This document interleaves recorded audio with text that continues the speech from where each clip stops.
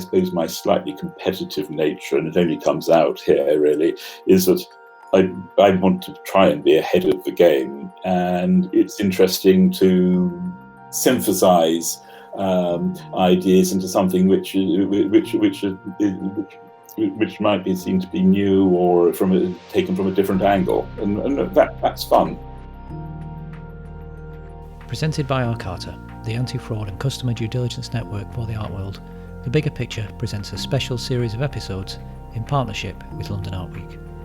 A showcase of the best the art market has to offer, we take an inside look at the galleries participating and the stories behind the people that shape them. Picture specialist at a major auction house, managing director of one of London's most significant Old Master dealerships, numerous important previously undiscovered works by John Constable, Joseph Wright, and a groundbreaking exhibition of British landscapes by Gainsborough are a selection of some of the highlights of Lowell Libson's art dealing career spanning more than 40 years. Today, a trustee of Gainsborough House and director of Libson Yarker with his business partner Jonny, Lowell recounts his formative years while offering a highly personal and unique perspective into his passion for British art. So take us back to the beginning when you were 9 or 10. What were you buying and selling, and how does your grandmother fit into all this? Well, I was a sad child, probably. I was always interested in objects and art, and I started buying the odd print with my pocket money, I suppose at the age of 10 or so, and I never thought about selling them, though I have to say occasionally I was able to, at an enormous profit, no brilliance of mine, just timing and luck. It amused me. I once bought some prints in a sort of so-called gallery. It was a junk shop just off the high street where we lived, and kept them for a couple of years. And then another junk shop opened around the corner, and I took them in, and they bought them from me at about sort of 5 times what I'd paid for them. That amused me, but it didn't spur me on to becoming an art dealer. You asked about my grandmother. She was a great hunter, frequenter of auctions, and she liked buying things. She liked nice things, and at home I was brought up with some of the things that she'd passed on to my mother, and it just gave me a taste for looking at these things. Never particularly conscious. So you just developed an interest by virtue of being attracted to them for what they were, essentially. Yes, and then sort of later on, I became particularly interested in history, and I was always very interested in and have been, and still are, the context of objects and how they fit into the time and the society in which they were produced. Yeah, that actually leads me on to my next note here, actually, because my thought was it the research side, the buying or the selling, or the meeting people that you would say you enjoyed most? Well, it's always been the thrill of the chase. I mean, it's a fairly basic sort of human reaction to things out there. I suppose early on it was a sort of a relatively solitary pastime, and one could use one's own imagination on things without them sort of, as it were, interfering with one. So that sounds slightly sort of flippant, but I've always actually liked objects and related to them. So, despite these early signs that a career in art looked quite likely, you didn't know what to do when you left school, and you thought about career in the wine trade. However, I think there's a particularly important date that follows, the 12th of January 1975. It was here you had found a world where you felt you did belong. What happened, and what stands out in your mind as the reason you felt such a strong sense of place? Well, after leaving school, I drifted around, not knowing quite what I wanted to do or could do, for that matter. And I had at one stage a crazy idea of going into the wine trade, and I wanted to learn the craft on a vineyard. I'm actually quite dyslexic, and I got a very, very poor grasp of languages. So it didn't occur to me that not having French would be any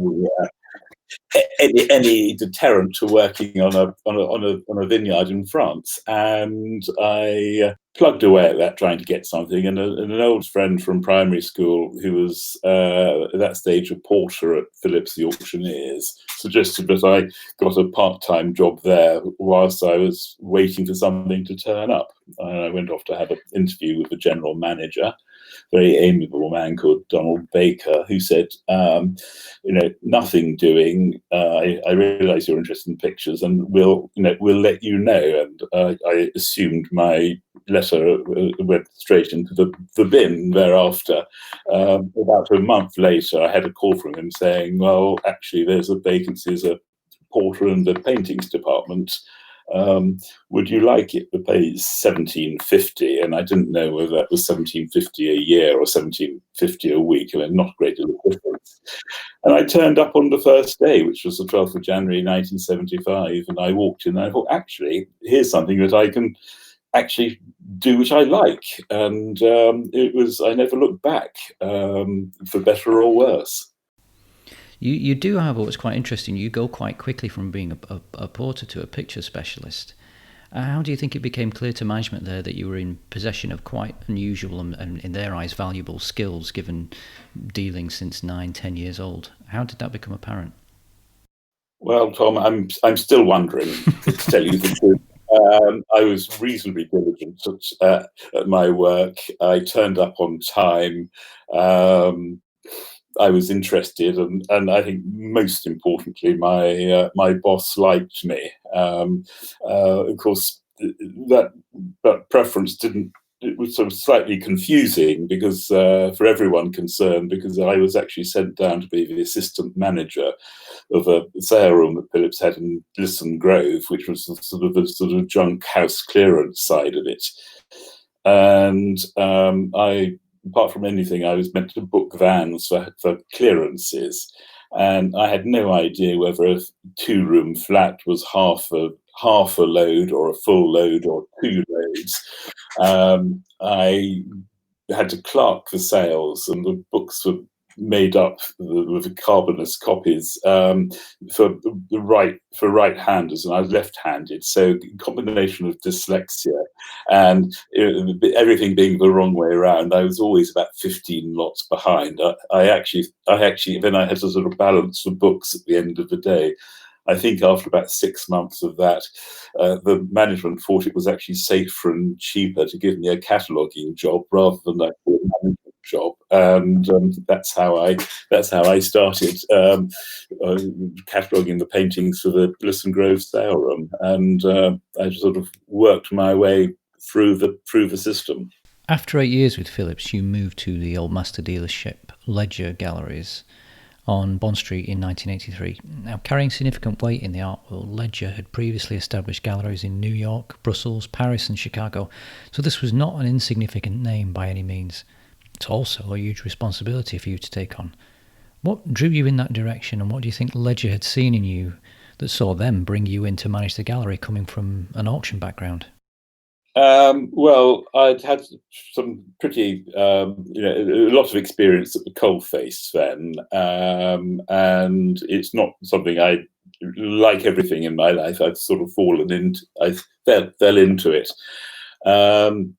I was having a casual conversation with David Posnett, who was running the Ledger Galleries at the time, and I asked him if he'd been able to fill a job which I knew he'd been advertising for in a rather sort of ambiguous way, because a friend of mine had applied. And he said, well, how do you know about that job, and why didn't you apply?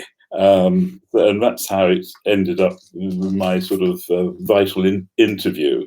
And it was a fascinating transition from the sale room, where it basically volume was the mantra. One just had to sort of process things coming in and into sales or reject them at the counter to a much more specialized and discriminating market. And of course, applying a sort of different selling technique.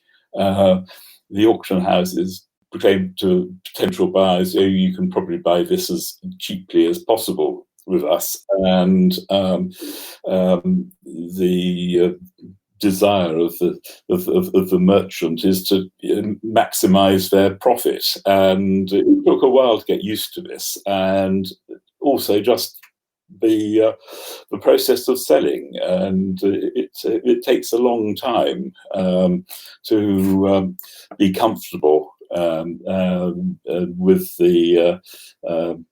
with the process, and also to be comfortable with oneself as to how one does it. And the fascination with this particular business is that every single dealer is different, has different ideas, have different approaches, as does every buyer, whether they're museum buyers or private buyers. Each one has a singular approach, and that's particularly fascinating, and keeps one's mind lively. One's got to think on the ground and get it right. If we were to just to contrast, just to pick up on a point you made moments ago, the difference between Ledger galleries and Phillips, and you mentioned volume, of course, and intrinsically two very different business models. I wonder, when you contrast your experience with the auction house and the gallery, was there an opportunity within the gallery to pursue more of that research aspect that you liked? Yes, it was all about, as it were, getting it right.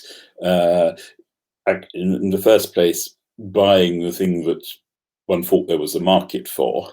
So one had to be discriminating as to, as it were, what one's client base would be interested in. And of course, one can help shift those interests and tastes over a period.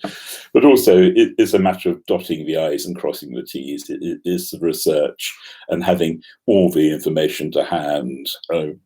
We always used to like to, as it were, know as much as we thought we could find before we bought something, rather than after it. And I think it still pays to do one's due diligence. And often during the course of the process, one decides, well, maybe I don't like this work as much as I thought I did a week ago, and perhaps one shouldn't buy it.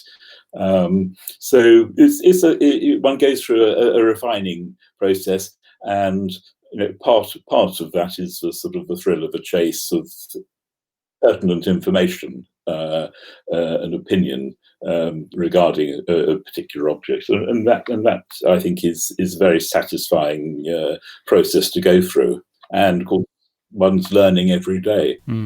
Well, you mentioned something before, which was, again, caught my attention. When you think about what a dealer does at your level, it's almost like you're looking for a market. You're seeing a market perhaps ahead of time, seeing potential value that others may have missed. And this is a theme that's come up in other episodes.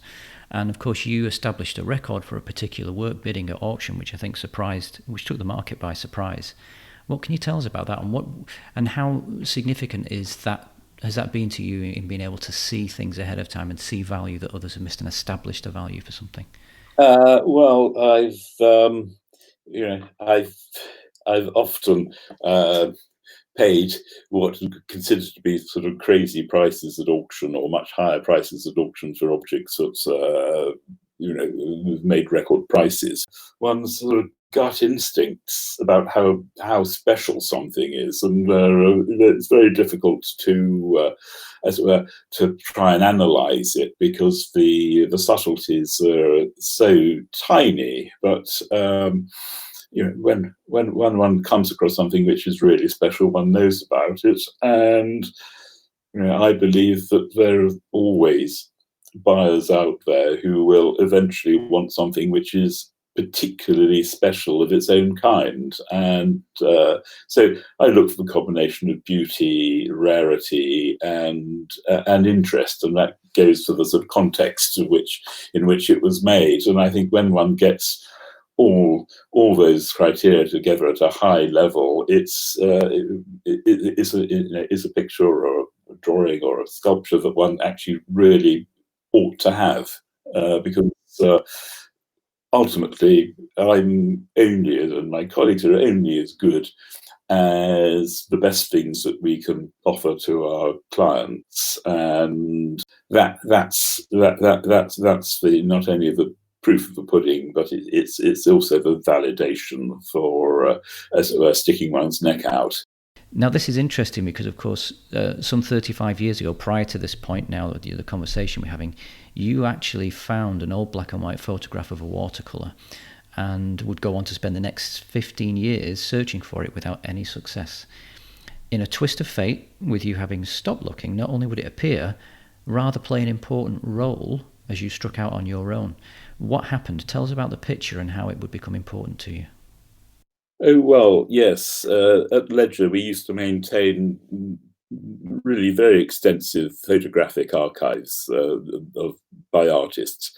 And basically every photograph that we had, every magazine, every sale room catalogue was, cut up and the images were filed. And one day, going through the 15 boxes of images of watercolours by Thomas Rowlandson, I came across a very old, flimsy black and white photograph of an image which I immediately recognised as of an artist in Wales, and I knew it well from reproductions in books on landscape painting and the picturesque.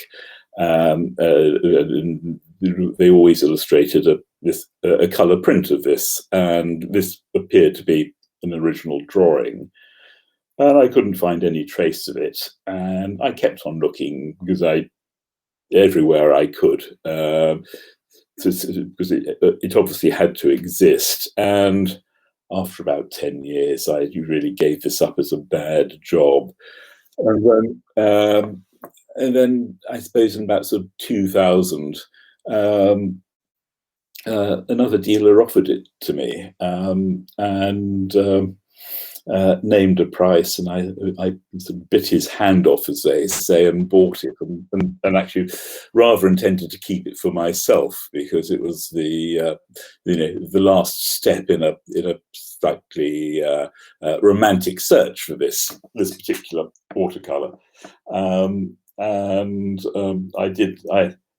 I kept it for about a year or so. Then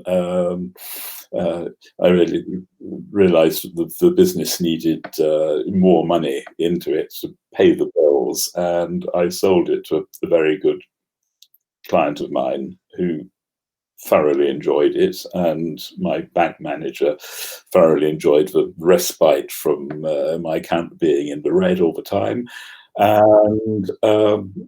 And then it was offered back to me by the collector's estate, and I was able to sell it to a really good friend of mine who collects images of artists at work. So it was incredibly satisfying that actually to have had it twice, to have found it in the first place, and for it to end up in a collection which it has, as it were, once again, that word context. And I know it's in good hands and will be used to its utmost. It's a really satisfying story, and it makes, the thrill of the chase is great, but one actually does have to find a final, once one's got the thing, something which is a satisfactory end. I think it's interesting because the picture that you found there, the story that wraps around it, it's obviously instrumental because it helps you capitalise your business as you've struck out on your own by this point, leaving Ledger, which was merged with Spink after acquisitions made by Christie's. But we're obviously describing a period in time in your career here where there's quite a great deal of change taking place. And a previous conversation we'd had, I found it was quite interesting what your relationship was to change. And it's certainly not something that most people or many of us would describe. But describe your relationship to change and how you feel about it. One can't go backwards, one can only go forwards. And as I said earlier, I don't necessarily, a lot of career changes haven't been sort of strategized by me, but just as it were, happened. But it became clear to me that at the time that the idea of Spink and Spink Ledger being a sort of department store for works of art across the board wasn't really viable, given the way it was managed, and it was rather unadventurous. Anyway, it came to the point where Christie's, who owned Spink, were wanting to divest themselves of their retail arms, and I made a proposal to buy the picture business, which was rejected after several months of negotiations, thank goodness. And I, as it were, took the leap into starting my own business with a lot of hope and very little funding with my own. I've never had a backer, so with my payoff, I went off on my own and I left Bond Street. I'd already found premises around the corner in Clifford Street, expecting to carry on dealing at the level at which I had been previously, and that was something of a struggle, and the first 8 years were hell, but I eventually got it right, and by and large it's worked and been rather good fun since.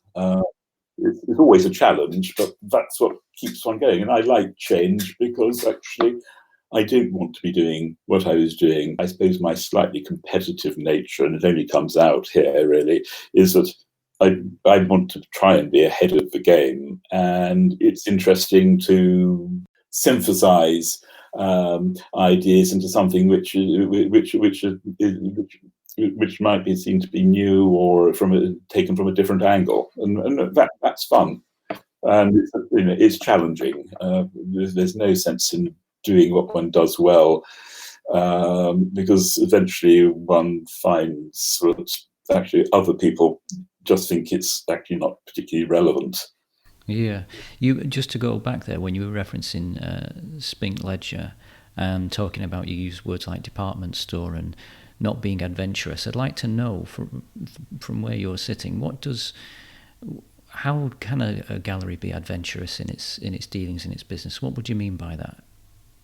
Oh, that's a difficult question. I think it's all about having imagination.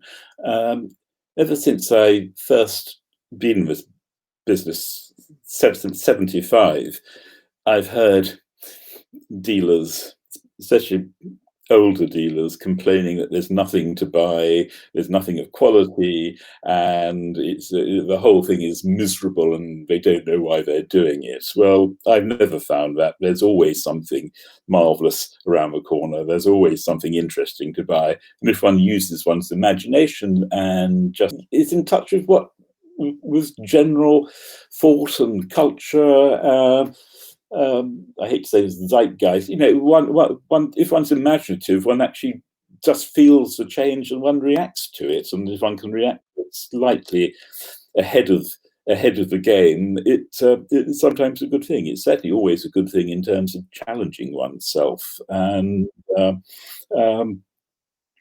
one's always got to make the best of what one's got, but I think one can do it in different and interesting ways, and I think one does become less adventurous as one gets older, and I'm very lucky to have two marvelous, much younger colleagues who are helping me fight, who are actually taking the lead in fighting the good fight, as it were.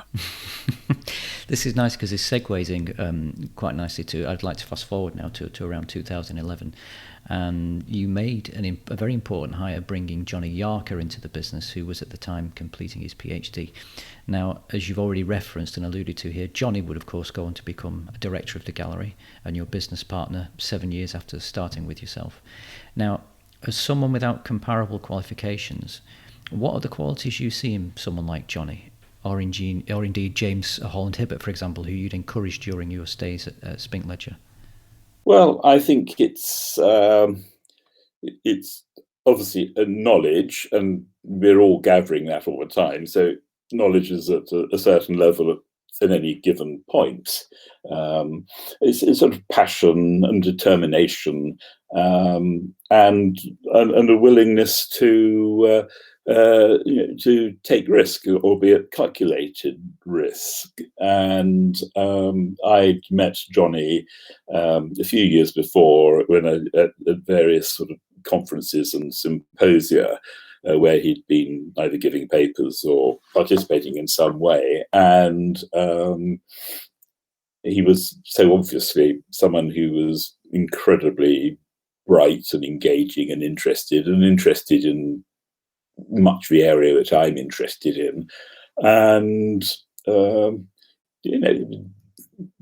suppose most jobs where one's, I only speak for our trade, but it's a fairly lonely business, and it's a great comfort to have someone to bounce ideas off. One can't do it necessarily with one's competitors, colleagues, and no one else really understands how it works. So it was. I thought this is the time to move on, and not that I'd ever thought that my little business would have any longevity, but and it's not what I was aiming for, but it seemed to me to be a great opportunity for if Jonny would join me to see what we could make of it. And I proposed this idea to him. I have to say, completely off the cuff at a dinner where we were both attending, and after about 6 months of thinking and occasionally talking about it, he decided to throw his lot in with me, and it's been immense fun. It's been immensely challenging, interesting, stimulating, and I think we're doing great things. And Jonny is more than able to finesse in a really sophisticated and with integrity all the things that I value in terms of scholarship and integrity of getting things right. And he's got a great eye and a great memory, and it's been a life changer for me, and it's every day is stimulating. I want to come back to the interesting things you're referring to that you've done with Jonny and your colleagues at the gallery. But you mentioned there the business of art can be a lonely experience. What are you referring to there? Are you describing the many hours that you'll spend researching things, tracking things down? Could you enlighten us? Oh, it's the sort of tracking things down and research is always stimulating, if sometimes frustrating. No, it's more the one puts an enormous amount of emotional. There's enormous, great emotional investment, and actually very often financial investment in what one's doing. The fact is, 19 out of 20 times one can show the object which one thinks is marvelous and interesting to someone who say, no, it's very nice, but not for me, or I don't like it, or I don't get it. And that sort of sense of, I won't go be as dramatic, say rejection, but well, it's difficult when one has so much of oneself riding on these inanimate objects, and it's incredibly comforting and encouraging to have someone to share that with. And two brains are better than one. It almost sounds like the level and the depth of breadth of research and time and money invested sees you inevitably build up a very deep and personal relationship with the works. So it's not, in some ways, I mean, we could sound quite romantic about this, but when you're putting a work up there for someone to view and potentially buy, there's a piece of you in there as well. That's what it sounds like. Oh yes, and I think also the fact is that the ultimate purchaser is also buying a part of one as well. In terms, it's not just the object. I'm not being romantic, but actually, it's the intelligence and credibility that one brings to the dialogue and to the object, and that's particularly fascinating. The relationships one forms between objects and with other people, and often the catalyst being a particular thing, and that's incredibly stimulating. And so, yes, I think that getting a piece of something else which is intangible is part of the process. I think, and my view is that no matter how much one may want something as a potential customer, one is very, very rarely going to buy it from someone one doesn't like. Doesn't mean they have to be your best friend, but there has to be some sort of empathy and mutual respect. Otherwise, the dynamics just don't work.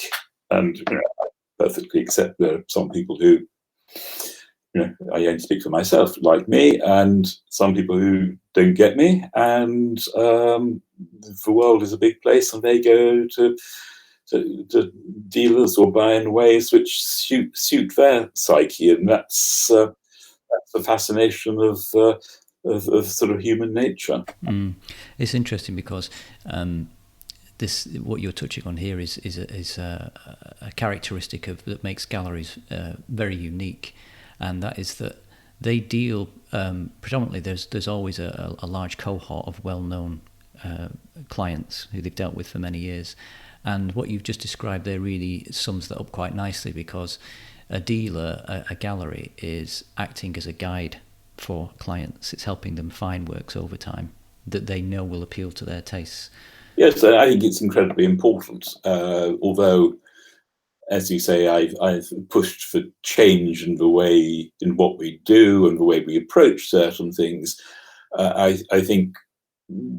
I hope that what one sees and what I've been doing over the years, there's a consistency of taste and a consistency, I hope, of integrity in one's approach to these things. And I think that actually,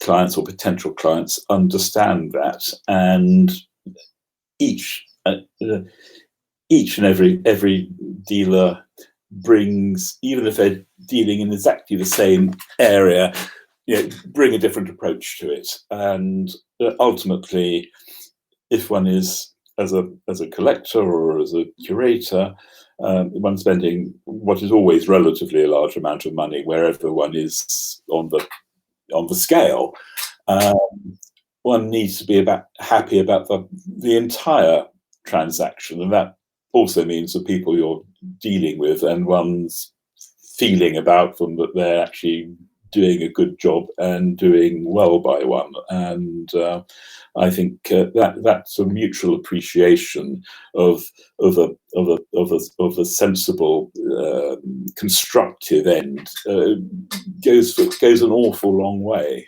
and is one of the most satisfying things that I've got clients where I've been dealing with 2, sometimes 3 generations of a family. I think there's mutual responsibility on each side, and it works. But I do it differently to other people. Let's just fast forward again now to 2014, and yourself and Jonny would mount the largest commercial exhibition of Gainsborough's landscapes to be held in a century, so no small feat by any means. In addition to numerous important discoveries made, you do have a long-standing personal relationship with Gainsborough's work in particular, and you're a trustee of Gainsborough House. Now, as someone who's been up close to, studied, and dealt in so many of his works, through your eyes, what can you share with us about Gainsborough and his work in particular? What makes it significant and resonate with people to the extent that they do? Well, Gainsborough is a, as you say, a great love of mine, and I specifically refer to his landscapes, and mostly his landscape drawings, which are more numerous than his oils in that genre.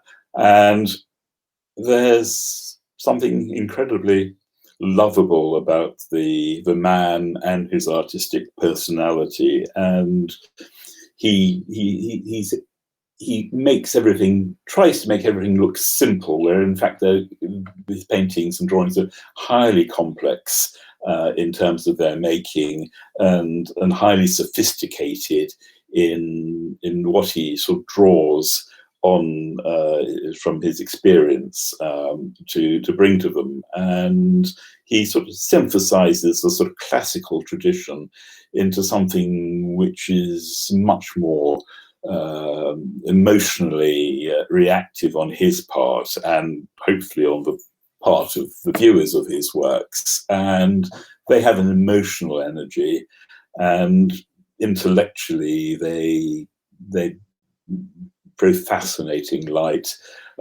onto the changing philosophical attitudes of the age. And they are, his landscapes and the drawings especially are pieces of poetry. I've never seen a bad drawing by him. I think he destroyed an awful lot as he went along, because his technique is so strange in the way he builds up the image.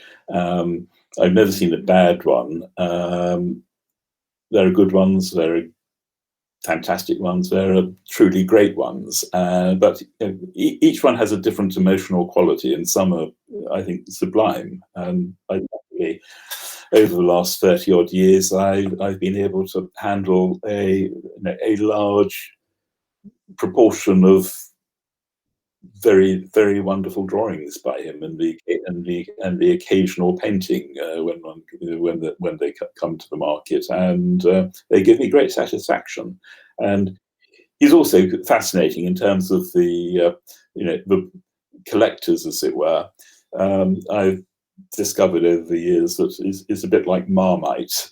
People either get Gainsborough or they're left completely befuddled by what this strange artist is trying to do, and it doesn't make any sense. And there's no grey area in between, which is always amuses me, but it is certainly a fact of life.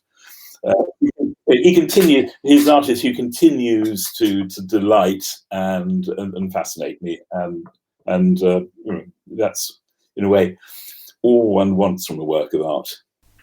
When did that delight and that fascination begin for you with Gainsborough in particular? Was that something from when you were much younger, or is that something that developed in later life? No, I think there's actually not from.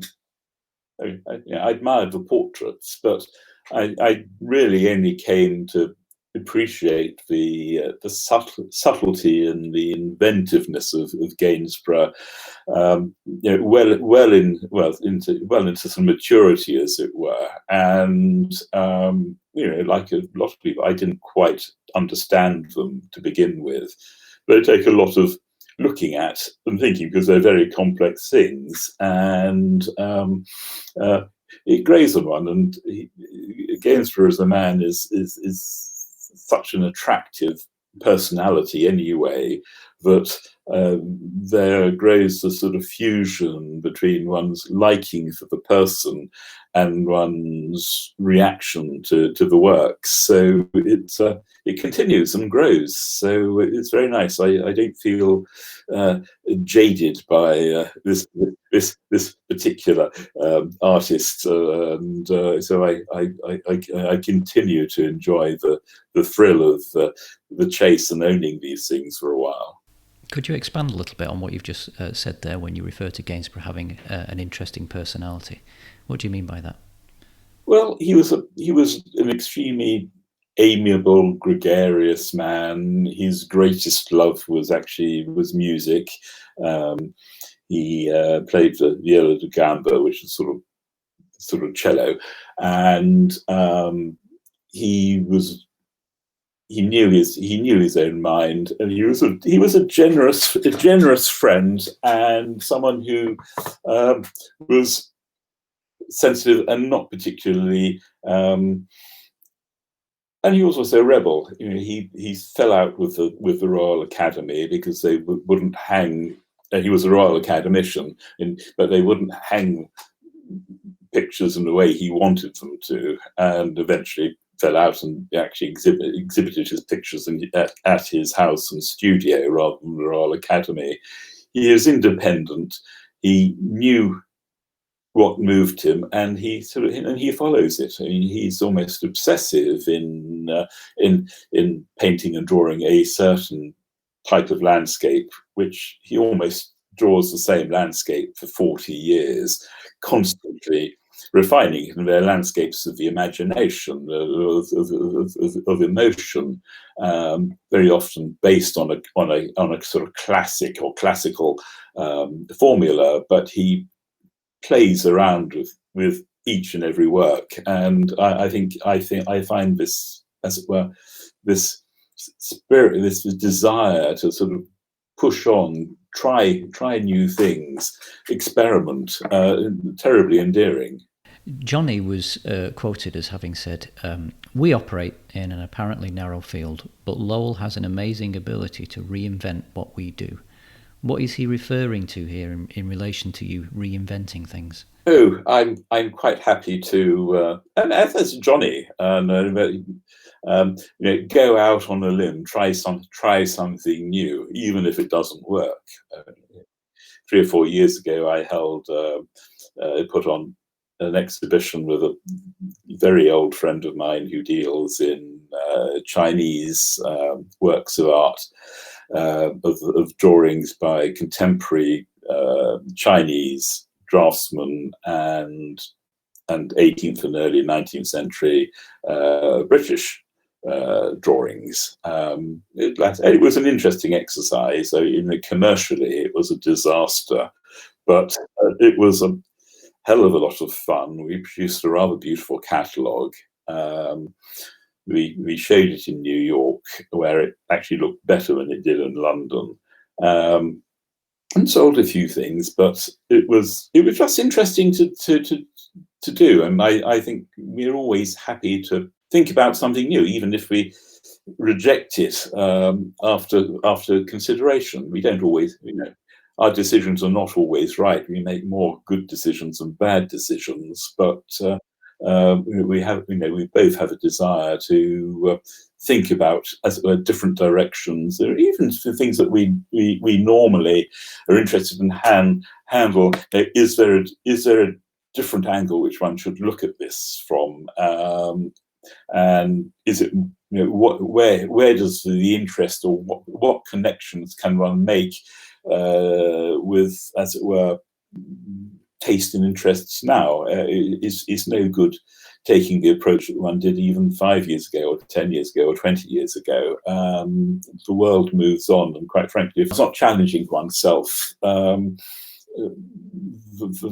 entire sort of process becomes rather dull. So I'm always willing to try something new. Jonny is full of brilliant ideas, and he comes from a much younger and academic has serious academic training, so he's in touch with a lot of the interests of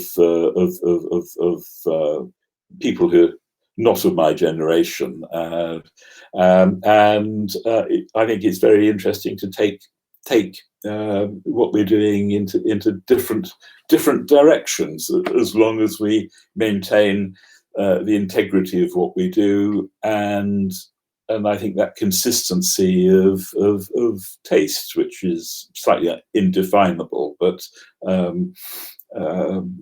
it's something that we're aware of, that things have to be special. When you cast your mind back to being 9 or 10, and your grandmother awoke in you, in some respects, that passion for art, antiques and sculpture, what do you think she'd have to say about where you are today and all that's unfolded? Well, undoubtedly she'd be proud, though I don't know why she should be. But, she'd be fascinated. Actually, she's someone who was fascinated by the workings of how things happened, and she'd be particularly fascinated by the day-to-day mechanics of what we do and how we achieve it. I think she would have been a thorough supporter of as it were, going it alone, and following something with passion and enthusiasm. With the benefit of experience, if you could go back and give your younger self embarking on the journey at the beginning, what would it be? It would be, I think, have the courage of one's convictions. It's okay to look stupid or to voice opinions that one might think in retrospect, or other people might think are stupid. I think one's strong reactions are often the best for one. I think I always think that everyone is straightforward, and basically life is fairly good if one can keep one's bank manager happy, and at the same time as delighting one's the few clients or the few people who actually buy things from one. And I think it is really have the strength of one's convictions, and one can make something of it. Thank you for listening. You can follow and subscribe to The Bigger Picture wherever you get your podcasts. To learn more about this episode, or to reach out to us directly, please visit arcarta.com.